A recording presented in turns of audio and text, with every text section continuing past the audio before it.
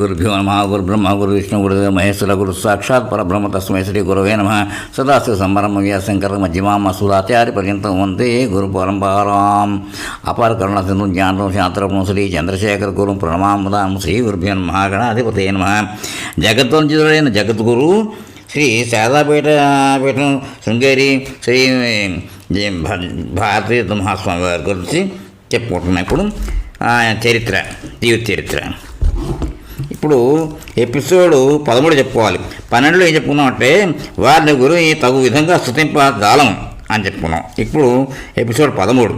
ఈ రోజున మేము గురుచరణుల ప్రథమారాధన జరిపాం. ఇది మా కర్తవ్యం. దీని సాంప్రదాయ రీతిలో జరిపి వారి అనుగ్రహాన్ని, ఆశీస్సుల్ని పొందడం మా కర్తవ్యం. వారు శరీరంతో ఇక్కడ ఉన్నప్పుడు మాకు మార్గదర్శనం చేశారు. వారు భౌతిక శరీరాన్ని విడిచిపెట్టిన తర్వాత కూడా మాకు వారి మార్గదర్శనం లభిస్తూనే ఉంటుంది. వారి అనుగ్రహం అందరికీ లభించుగాక అని. శ్రీ మహాసన్నిధానం భౌతిక శరీరం త్యాగం చేయడం శిష్యులకు ఎంత నష్టమో శ్రీ సన్నిధానం ఎరుగుదురు. శ్రీ మహాసన్నిధానం ప్రతినిధిగా పీఠాన్ని అధిష్ఠించిన వ్యక్తిగా వారు ఎల్లప్పుడూ భక్తుల విషయంలో దయగలవారై వాళ్ళ అవసరాలని తీర్చడానికి సన్నద్ధులు ఉన్నారు. శ్రీ సన్నిధానంలో ఉన్న దృక్పథాన్ని చూపడానికి కొన్ని సంఘటనలు దృష్టాంతంగా ఉపకరిస్తాయి.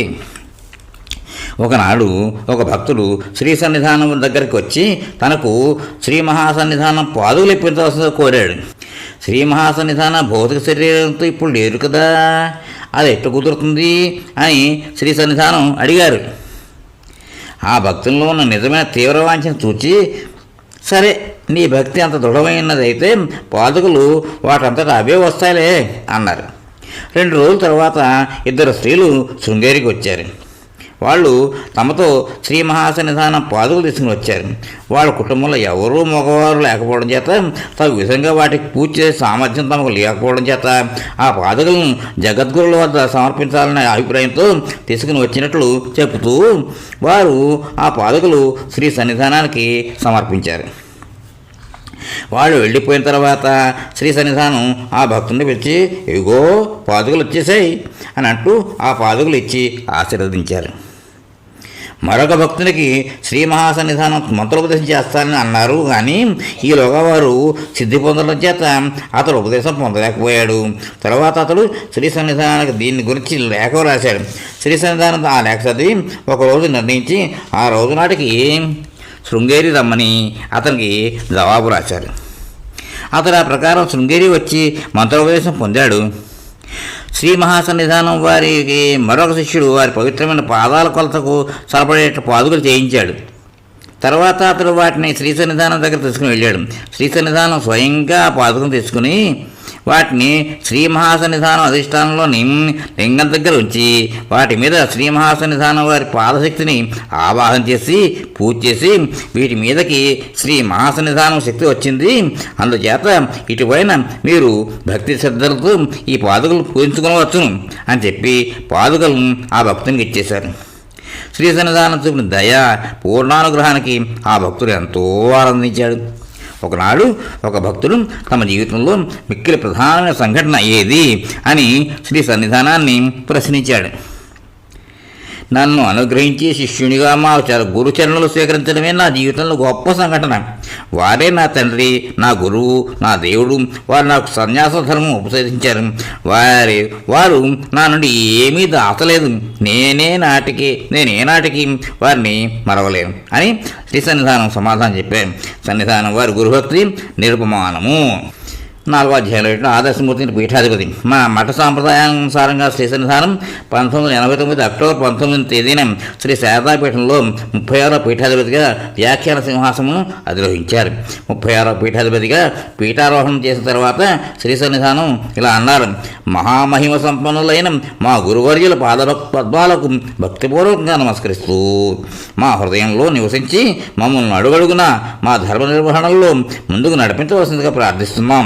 మా ఆచార్య పరంపరను, మా ఆరాధ్య దేవతలైన శ్రీ శారదా చంద్రమౌళీశ్వరులు మమ్మల్ని సన్మార్గులను నడిపించమని, మా యొక్క బాధ్యతను చాలా మెలకువతో నిర్వహించగలిగిన సామర్థ్యాన్ని ప్రసాదించవలసిందని మాటికి ప్రార్థిస్తూ ఉన్నాం. తమ గురుచరణుల అభిలాషను పూర్తి చేయడమే తమ ప్రథమ కర్తవ్యం అని శ్రీ సన్నిధానం దృఢంగా నిశ్చయించుకున్నారు. శృంగేరికి వచ్చే భక్తుల సంఖ్య, యాత్రికుల సంఖ్య క్రమక్రమంగా పెరుగుతుండడం వల్ల వాళ్ళ సౌకర్యం కొరకై దయామయ హృదయులైన శ్రీ మహాసన్నిధానం 1986లో మఠం భవనాలున్న తుంగానది ఉత్తర తీరాన్ని నరసింహవనం ఉన్న దక్షిణ తీరాన్ని కలుపుతూ ఒక వంతెన నిర్మించాలని నిర్ణయించారు. దానికి నిర్మించే పనికి ప్రసిద్ధమైన మంచి అనుభవం ఉన్న గామన్ ఇండియా కంపెనీ అప్పగించారు. ఆ కంపెనీ ఉన్నతాధికారులు జగద్గురువుల పట్ల చాలా భక్తి గలవారు. ఎంతో భక్తితోనూ శ్రద్ధతోనూ ఆ పని చేపట్టారు. 1989 సెప్టెంబర్లో మహాసన్నిధానం వారు సిద్ధి పొందే నాటికి వారి అనుగ్రహం చేత చాలా వరకు పని పూర్తయిపోయింది. తమ గురుచరణులు తలపెట్టిన ఉత్తమ కార్యాన్ని శీఘ్రంగా పూర్తి చేయాలని అభిలషించిన శ్రీ సన్నిధానం 1990 మే నెల 21వ తేదీన ఆ వంతెనకు ప్రారంభోత్సవం చేశారు.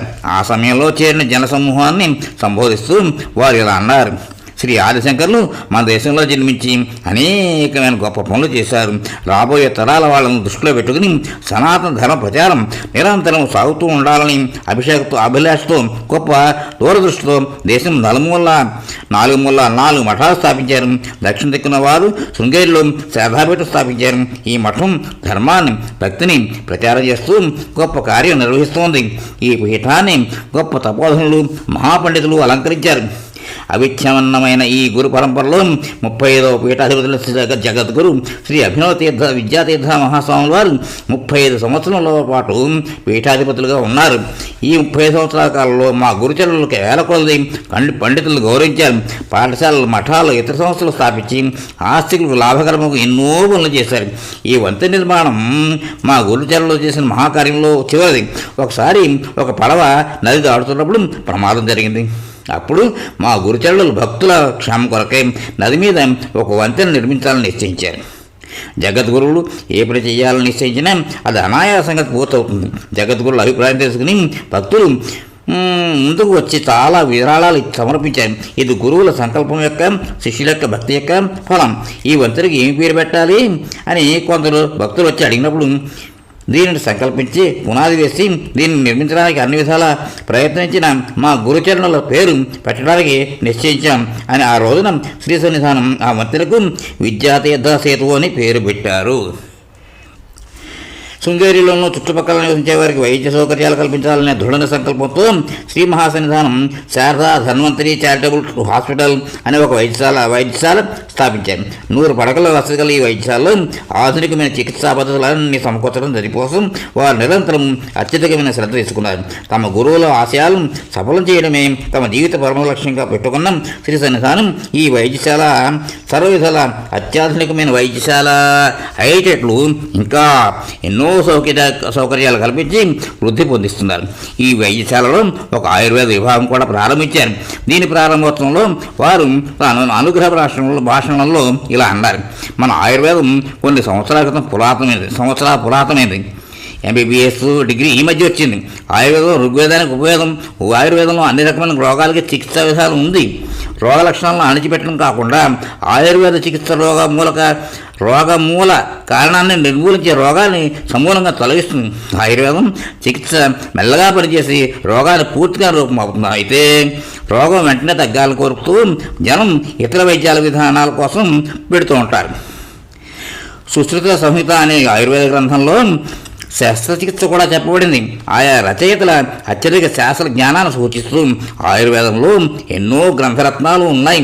వాటిలో ఏనుగులు మొదలైన జంతువుల చికిత్స కూడా చెప్పబడింది. అందుచేత ఇంతటి వైశిష్ట్యం గల ఆయుర్వేద వైద్య విధానాన్ని పరిరక్షించుకోవడం మన కర్తవ్యం. ఇక్కడితో ఎపిసోడ్ విరామిద్దాం. తర్వాత కంటిన్యూ చేద్దాం. స్వస్తి.